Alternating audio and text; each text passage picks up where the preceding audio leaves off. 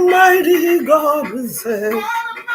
What a mighty God we serve. We serve.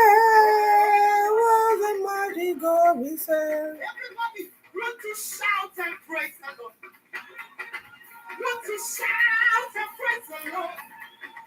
Run to Shout and praise the Lord. What a mighty God we serve. What a mighty God we serve. What a mighty God we serve. What a mighty God we serve. I serve a living God. The mighty God. Mighty. Mighty. My God is a Good God. Yes, He.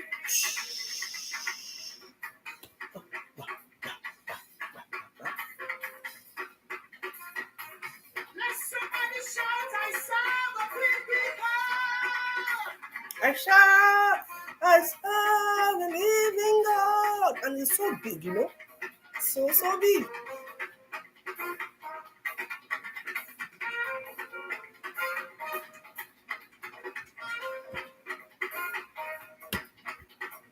God is a good God. Yes, He God is. is a good God. I said, my God is a good God. Say your neighbor, my God God is a good God. You know what? He keeps me up.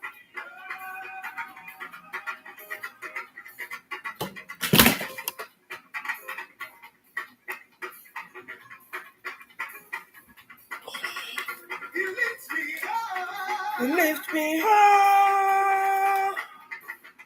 From the mighty clay. Mm-hmm. I said, he lifts me up. He lifts me high. He turns me around. He turns me He turns me around. around. He set my feet He set my feet upon the solid rock. Upon the solid rock. That is why I feel like dancing.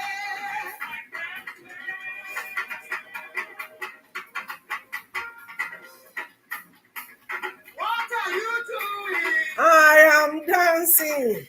Keep the love in you downstairs. I feel like dancing. I feel like dancing.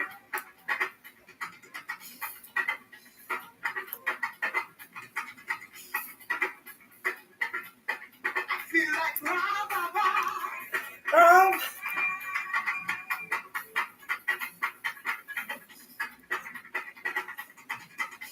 I feel like dancing, dancing.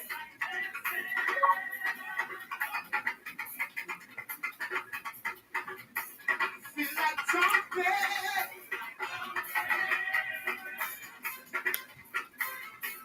What are you doing?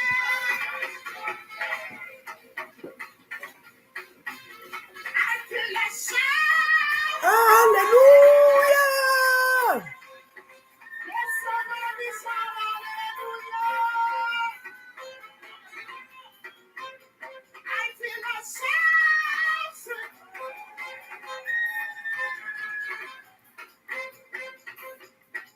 Who is greater than Jehovah, Lord the Father? There is no one greater than Jehovah, Lord divine.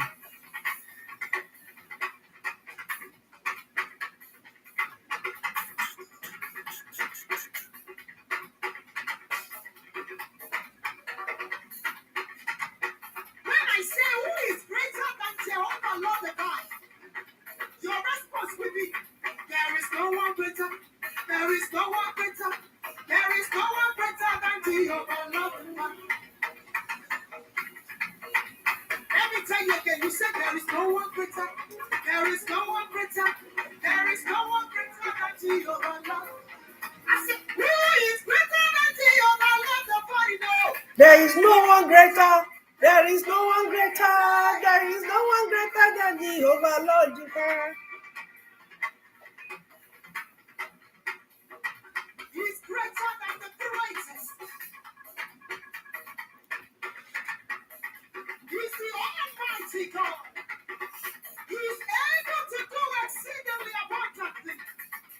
Above all we could ask of him. Jesus, Lord is able to do just what he said. He will. He's gonna fulfill.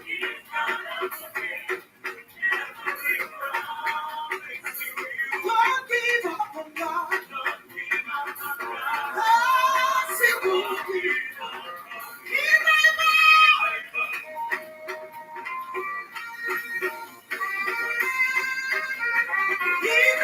He's able. God is able to do what He says He will do. Don't give up on Him. Don't give up on Him. Don't ever give up on God. He is able to do what He says He will do. Another thing is, God will do that you are asking Him to do. if it's within his will for your life, and if it is going to promote your well-being, that will not harm you or harm somebody else, God will do it for you. He's so faithful. You are welcome once again. I'm so delighted to see you today.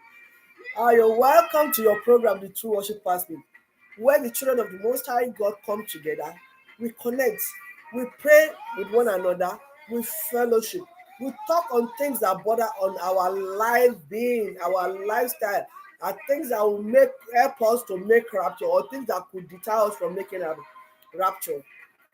We connect with the people of the age group between 25 and 65. If you're younger than that age, you can still come aboard. If you are older, you can come aboard. But we just said this is the target. So we are just a group of people, group of the children of God that are rapture ready. Yes, rapture ready. I said that. Thank you, Lord. And I'm your sister Adero Lara. You're welcome to True Worship Pastor. Before we continue, I want to implore, please share this to your contacts, everyone on your contact list. You don't know who you share it to, that will share it to the person that will become your husband tomorrow, or become your sister-in-law tomorrow. You don't know who you share it to, that when we join our faith with, God will answer his or her prayer, and will give them the bundle of joy they have been asking for. Share it, please. Go ahead, share it. Oh, you are welcome. Today is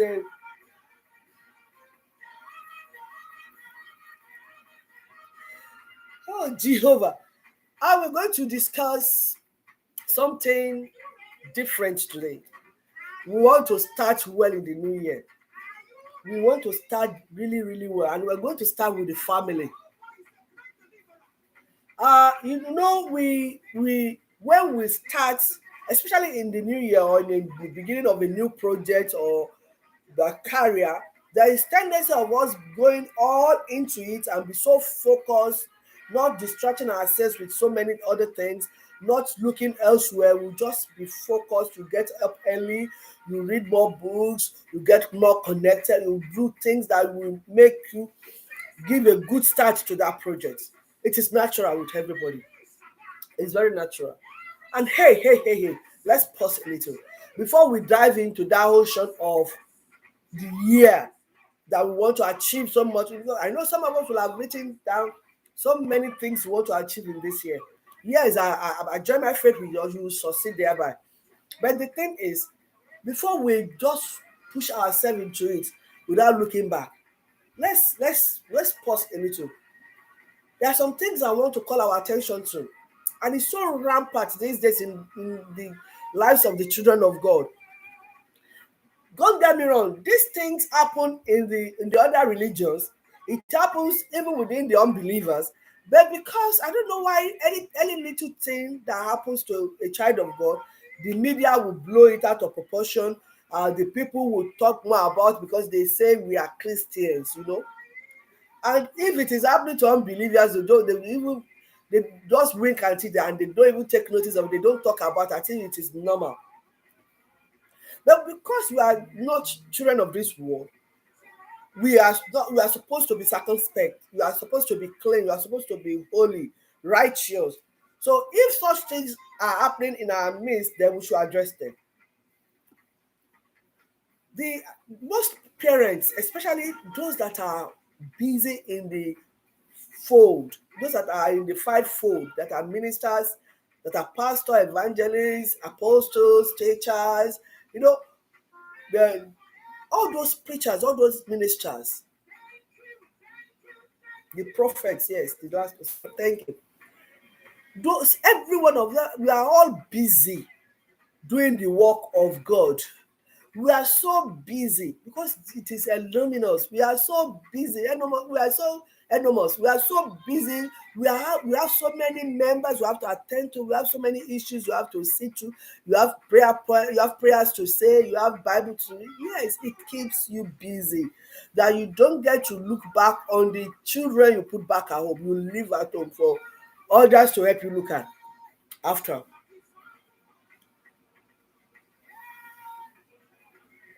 Recently, there have been so many stories, so many unpalatable stories about siblings messing around with themselves, uncles, aunties that are supposed to take care of your children while you're away, messing up, assaulting these children. It's not just happening. It had happened in the time of the Bible. Uh, we have two types. The ones that are being molested or assaulted by family members, and we have the other that walked out without somebody accompany her, and she was messed up. I'll mention two people's names, and you know about them. I'll mention Dinah, and I'll mention Tamar. Dinah went visiting the women of Shechem. She didn't go to visit a guy. She actually went to visit the women. Now, wait, because she was a pretty girl. And to every beautiful girl you have, there is a glory that God has attached to her. There's an unusual glory that comes with children or girls that are so beautiful. And that is the glory. It is your glory. Any one of us, even if you are beautiful or not, or you're so handsome or not, it is our glory the devil targets. He wants to remove that glory from us. He doesn't want us to fulfill the purpose of God for our lives. So this girl walked into that city to visit the women. Maybe she wanted to, I'm just saying, she wanted to go and learn a trade. She wanted to see how women do things. She wanted to see how they were cooking or something. I'm just bringing out some reasons for her. She went unaccompanied. And there is a son of the land, the son of the king, that saw her beauty.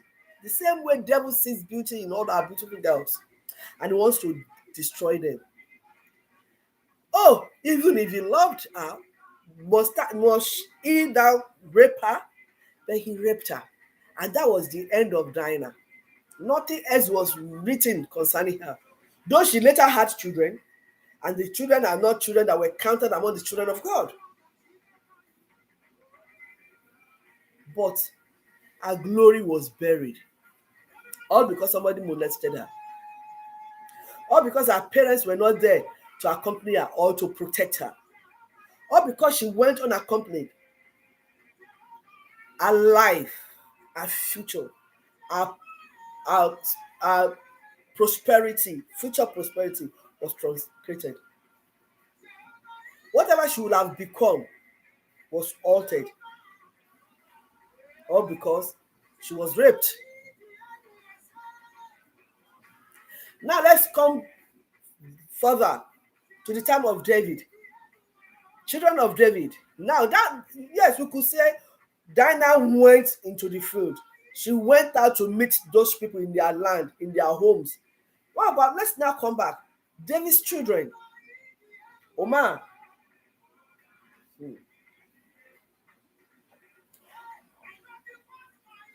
Haman was a step-brother, half-brother to Tamar. In my own place, you call such a person your brother. We don't differentiate whoever gave, the mother that gave birth to whosoever. A brother asked his sister to bring food for him. Of course, that young lady must have been so beautiful. And the brother raped her, disflowered her. I didn't read anything about Tamar again.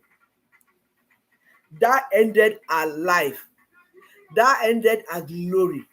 That ended whatever she would have become on earth. Parents, what do we do today? We leave our children to the care of uncles. Yes, that man could be your younger brother. I don't care. It could be your husband's younger brother. So what?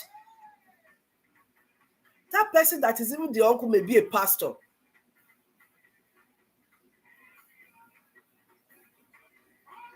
You leave them at home. Uncle so and so is with them. Do you know what those uncles do to them? Do you check on your children? Or you are just, especially when the mothers are corporate women, they will leave the house very early in the morning, 6 a.m., and they will not return until 9 in the evening.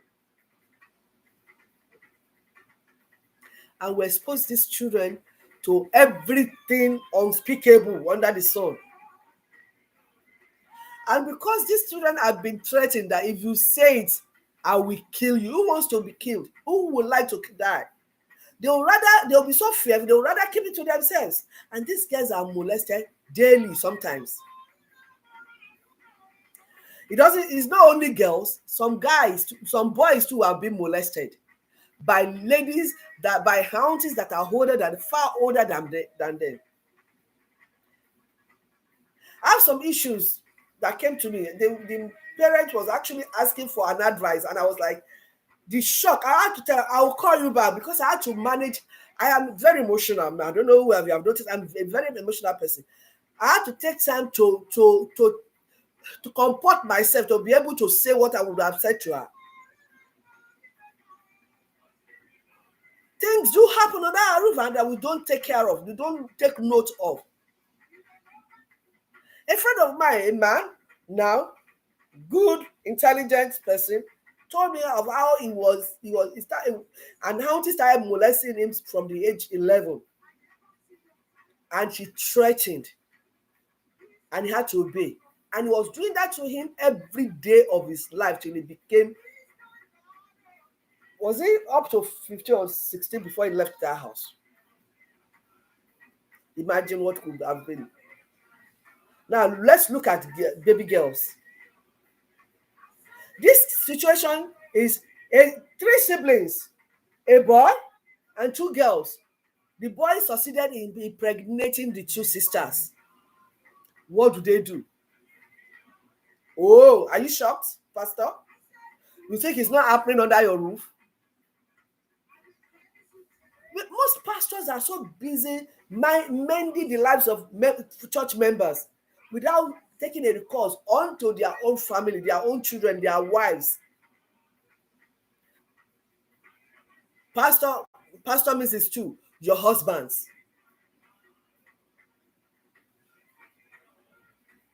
Siblings, he impregnated 2 sisters. What do? Naturally, everybody will just say, let them abort the babies. That will not come out of my mouth. I don't know. People, there are too many school of thoughts concerning abortions that I will not support them aborting the baby, no matter what. It's unfortunate that they are siblings. I have told her, you have to relocate. The girls have to give birth to those children. That means God has given extra children to take care of, and you then move them to different countries of the world where they may not see themselves again. The 3 siblings will have to travel to places where they will never see themselves again.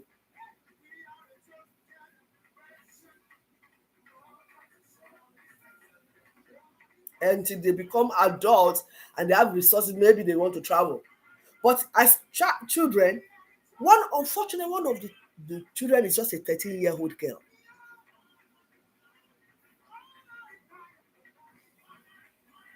What does she know? So what I came today is let's in our activity. I want us to prosper this year. We are going to launch into the deep and get the great cash of our lives. But then let's start well from the house. Let's start from the home. Let our children be saved. Must we have the uncles and aunties around? Oh, because you think they will help you in the house work? Come on, you can employ people that will resume in the morning and close in the afternoon to clean your house for you. That is what you need. And if God blesses you enough, who says one of you can't stay at home with the children until they become mature enough, they can reason by themselves? Somebody was talking the other day so careless. He said there was a time he's now born. How can you imagine? He raped a 5-year-old child. What is the life of that 5-year-old child turning to be? For whatever, some people do it for some other bad things. They do it for rituals. Even there, it is either rituals or just the pressure to just have sex that push them to rape those girls, those minors. It's still bad, no matter how you want to do it. And the onus lies on the parents to take care of these children. Because you know one thing, I'm not saying you may not make heaven if you don't take care of the children very well, but you will be judged by the manner of and whichever way you have taken care of it. Because the Bible says they are gods, and they only gave you trust over them to keep them, to protect them. If you don't do that work, that assignment very well, oh my brother, my sister, you will be judged. You know, of course, we all know that judgment will start from the house of God. Even if you make heaven, you will still be that judgment day, even in heaven. Because if you didn't protect that child, and that child was misled into evil path, God will ask you questions. Things do happen in the homes of pastors. Things do happen. No, some pastors are so fond of having their associate pastors, junior pastors locking around their homes, living in their house so that they can help them clean the house, wash the clothes, run the errands, wash their cars. Excuse me. And when you are going out, you leave such pastors in the house with your daughters. You leave such pastors quoted now in your home with your boys. My friend's daughter, she thank God for her, she was able to have a child, like a sickle cell person that had a child, a boy. And the person that was supposed to be taking care of this boy was messing this boy through his anus. And the boy couldn't walk. At the age 5, he couldn't get up to walk. And I said, what is wrong with this boy? He's not lame. Why is it not working? And I looked again. I kept looking. And each time I looked at the boy, I saw the way the caregiver, the house boy, servant, domestic worker that was taking care of him, a male. Each time I looked at the boy, I saw the way he was like so frightened, afraid. I said, this boy's actions is connected to what I'm seeing in this boy. And I said, come, what have you been doing to this boy? He said, nothing, no. When he said nothing, that brought my curiosity to be alert. And I picked the boy. I checked the boy's anus. He has been violated. And the mother didn't know. Because this boy that washes, that gives the boy his bath, is the one that cleanses, puts on his diapers. So even if he sees blood, he will keep quiet. The mother was too busy to take care of her son.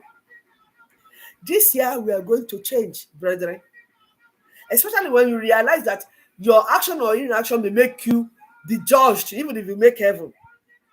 Because your children are actually the heritage of the Lord. He gave it to you. He gave them to you so that you can help him watch over them. And if you fail in that assignment, you have failed God. They are your primary constituencies. They are the first church you should preside over. You should be they are the first congregation you have, your family. It's so sad we hear so many stories. Minors becoming pregnant because one uncle defied her. The boys are becoming a shadow of themselves because one uncle defied them. Or one auntie was having a way sexually with them, abusing them. We should tend to our flock. We should tend to our children. We should know what is happening in their lives. We should know what is happening to them. And keep all these uncles. Oh, come on. One of the devotional for yesterday, was it yesterday or this morning? That Lot went with Abraham. And it was Lot that caused all the troubles Abraham ever had. Yes, Abraham went to the promised land where God asked him to go. He fulfilled that assignment. But he went with Lot. And all the battles Abraham ever encountered in the promised land were all Lot related. His other Lot's men and Abraham's men were having quarrels. His other he was kidnapped by warriors. Or he was the one that was living in Sodom and Gomorrah that had to be destroyed. Must we always have our people living with us? God says you should leave your kindred. Leave. The Bible even says, let the man leave his parents and his father and mother and cleave unto his wife. That means there must be a living. There must be a departing. There must be a moving away. Move away from your family member to come and stay with your wife. Then you start your own family. All these uncles, all these cousins, extended families, all these people, all those adults that come into your home and defy your children wouldn't have the access to them if your home is actually a unit compact. And you're always watching over them. So whatever we're going to this year, whatever we're going to do this year, please let us start from the home. Because charity begins at home, we always say. Whatever good things we have on hand, whatever good thing we want to do, let's start from the home. Let our children be godly indeed. Because a child that has been defied, how godly would that child be? Would that child truly believe in God? Because the child will be looking at, my daddy calls himself pastor, my mommy comes and says my pastor, and yet this person is always hurting me. Because that is what they think. They think they are being hurt. And they can't talk. And you go on the pulpit to prophesy, you see vision, you tell people about their own vision, and you are not seeing what is happening to your daughter at home. You're not seeing what is happening to your son at home. My friend is now an adult. They told me of how many times, how many deliverances he had to go up, prayers he had to do, fasting and prayer he had to deliver him from that evil that auntie has meted on him. Because he grew up to be, you know what I mean? Very well. Initially, but thank God for him that is now God has set him free. But do you think it is everybody that will know the path to go to get delivered from such bondage? Instead of us to wait for our children to become possessed, why don't we just work on them now, work on our environment, keep them safe, keep them away from those violating uncles and aunties that may want to destroy their lives? Because somebody says he's born again doesn't mean he is born again. And even if he's born again, doesn't mean the devil cannot enter into him and make him do things to destroy children's life. Can you imagine pastor confessing that he defied 5-year-old? Whatever he used the 5-year-old for, please, I'm careless. Is it that he used them to make sure he has a crowd? I will call them crowd, not members in his church. Everybody sees him as a pastor. So you would have seen him as a pastor too. Must you keep those pastors in your house? If you know what some so-called pastors have done, really? Must you keep them in your house? If they don't have houses to live, give them money to go and rent a place for themselves. Nothing says you can't put 6 of them in a flat. Let them go and share until they are able to get an apartment for themselves. Must they come and live in your house so that they can destroy your children's future? So this year, we are starting afresh. Let's start well with our family members. Let's protect our children, especially the female. No, if I keep saying females, I'll be so unjust, because male children has been molested like the female children have been, but they don't celebrate it. People don't talk about them. Male children have been molested every day, raped every day, messed up. And they grow up to become terrible human beings, even if they are Christians. What children are you raising? Or what children are you allowing people to help you raise? Children that will truly be God's children, or children that the devil will use in the future? Please, this is a new year. Let's start well, and let's start from the house. Charity begins at home. I've seen your sister Adero Kellara. It's painful. That's why you see me. It's something we should look into. Your children are your children. They are to be protected. Don't leave them in the hands of some evil ones. You may not know that person that's ever smiling can actually be an evil one. The devil will not write devil on his forehead so that he can run away. No, he will come as an handsome gentleman. He will come as a beautiful, gentle, meek sister. Well, in all this thing we're saying, if you have been born again, you've given your life to Christ, praise God. Please ensure your name is not expunged from that book of life.